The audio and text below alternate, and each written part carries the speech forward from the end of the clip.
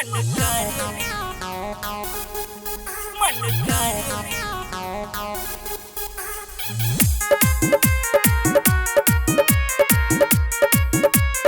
Music by Kundan Das.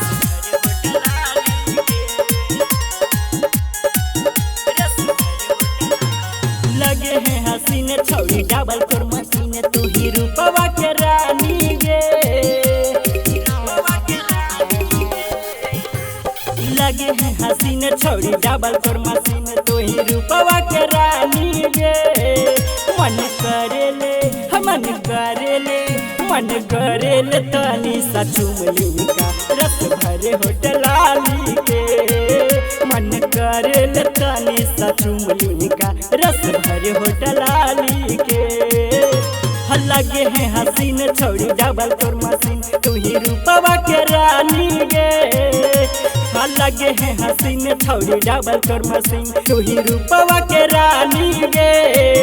मन करेले तनी सा चुमली का रस भरे होटलाली के। मन करेले तनी सा चुमली का रस भरे होटलाली के।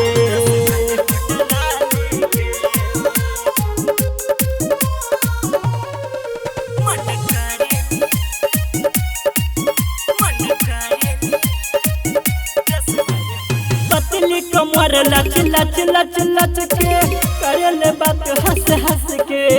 अरे एक नजरिया देख जले तू सीधे करे जे में धसे। हाँ पतली कमर लच लच लच लच के करल बात हंस हंस के। अरे एक नजरिया देख जले तू सीधे करे जे में धसे। लगे हैं हसीन छौड़ी डबल कर मसीन तू ही रूपवा के रानी गे। मन करेले मन करेले मन करेले तनी सा चुमली का रस भरे होटलाली के।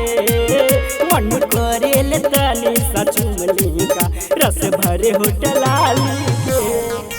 मन करेले मन करेले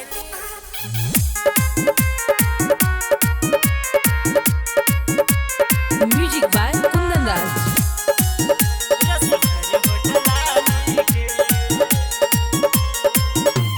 मगही दीवाना यास पुराना तोहर ले दिला धर के।